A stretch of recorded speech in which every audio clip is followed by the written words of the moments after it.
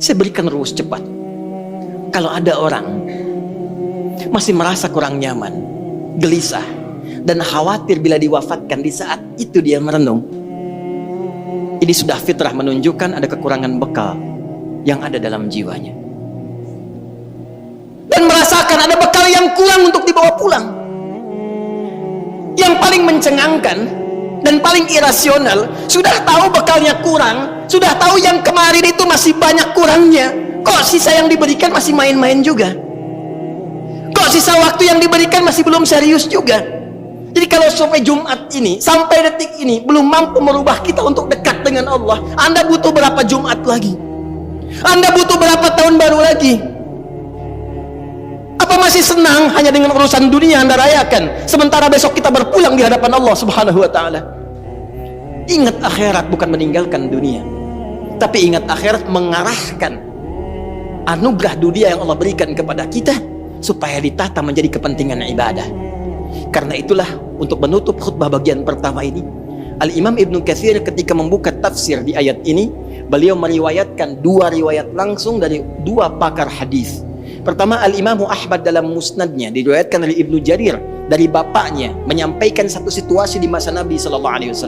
Perhatikan dahsyatnya bagaimana para sahabat merespon ajakan dan penegasan seperingatan Nabi SAW. Satu kali, dalam keadaan kunna fi ahdi Rasulullah SAW, kami pada saat di masa Nabi bersama Rasulullah SAW sedang duduk-duduk, tiba kemudian datanglah satu rombongan yang mengenakan penampilan yang sangat istimewa.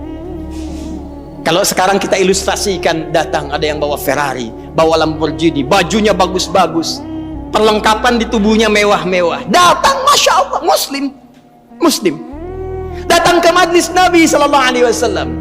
Tiba kemudian Nabi bangkit menyampaikan ayat-ayat Al-Quran, dibuka dengan kalimat taqwa, ya ayyuhalladzina amanu taqullaha haqqa tuqatih wa la tamutunna illa wa antum muslimun. Hai orang-orang yang menyatakan dirinya beriman kepada Allah, berimanlah dengan benar, dengan cara meningkatkan takwa kalian dengan sebenar-benarnya takwa, dan jaga keislaman kalian sampai kalian wafat, kata Nabi. Yang paling menarik, selanjutnya dibacakanlah ayat tadi, Quran surah ke-58, surah ke-59 Al-Hasyr, di ayat ke-18 tadi.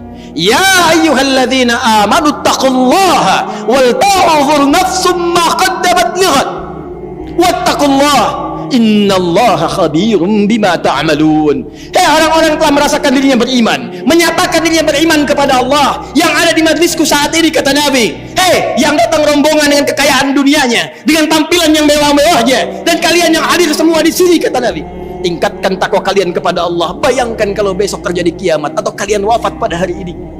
Tingkatkan takwa kalian sebagai bekal pulang, karena Allah Maha mengetahui apa yang telah kalian kerjakan di hari-hari yang lampau. Mungkin kalian banyak berbuat maksiat, mungkin mendapatkan harta dengan cara yang salah, mungkin banyak hal-hal buruk yang pernah dikerjakan.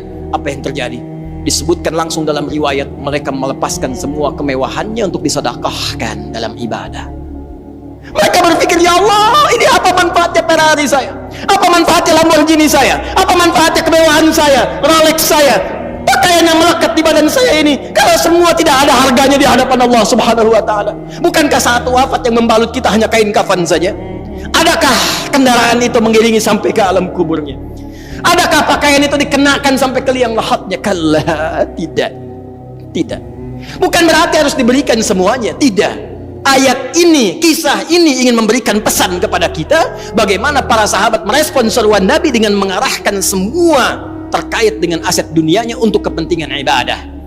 Anda yang punya kendaraan bukan berarti harus diwakafkan, bukan berarti harus dihibahkan. Pertanyaan khatib, sudah berapa kali kendaraan itu dipakai untuk ibadah? Itu dihisab. Motor Anda alih-alih dipakai kerja, pernah nggak dipakai ke masjid? Pernah dipakai ke majelis ta'lim? Berapa kali dipakai maksiat? Kendaraan yang Allah berikan kepada Anda, yang Anda pernah banyak berdoa menuntutnya, diberikan sepeda pengen motor, diberikan motor pengen mobil, sepeda saja belum pernah Anda pakai ke masjid. Anda hanya bolak-balik pada subuh, bontonkah itu? Sepeda yang lainkah? Hanya Anda pamerkan, olahraga saja, untuk mengejar dunia saja. Anda sehat betul, tapi apakah hisab Anda sehat di hadapan Allah di hari kiamat nanti? Pakai sekali-kali untuk salat subuh, pakai sekali-kali untuk ke masjid, sehingga ketika Allah bertanya kepada Anda, apa yang Anda gunakan dengan sepeda yang aku titipkan dulu? Anda bisa berkata dengan bangga, ya Allah, hamba pernah gunakan itu dalam menunaikan sholat subuh kepadamu. Itu poinnya, itu maksudnya. Tahukah Anda Imam Muslim menambahkan dari hadis riwayat Syu'bah radhiyallahu ta'ala anhu, ketika itu terjadi, tertiba kemudian seorang kakek buta dengan penampilan yang sangat sederhana, dan hampir saja kebutaannya menjadikan beliau lemah dalam beraktivitas. Tertiba mendengar dan melihat peristiwa itu, beliau kembali ke rumahnya, bahkan memberikan apa yang ada di rumahnya untuk memberikan contoh ibadah dalam rangka bersedekah kepada Allah Subhanahu wa ta'ala. Dan itu bermanfaat bagi orang-orang Islam pada saat itu. Sehingga apa yang terjadi? Semua berbondong-bondong orang Ansar Madinah mencontoh perbuatan kakek ini, dan keluarlah hadis yang legendaris itu, man sanna fil islami sunnatan hasanatan falahu ajruha mithla ajri fa'iliha min ghairi an yankusa min adnya syai'.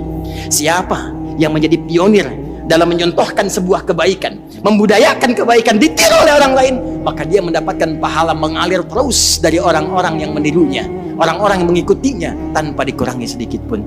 Sekarang kiranya waktunya bagi kita untuk kembali kepada Allah Subhanahu wa ta'ala, untuk merenung di Jumat ini, memperbaiki hidup kita. Jangan-jangan memang waktunya bagi kita untuk pulang. Kalau bukan esok, mungkin hari ini kita kembali. Apakah kita termasuk dalam hamba yang diridhai? Hanya kita yang bisa berikhtiar dan menunjukkan kepada Allah untuk menjawabnya.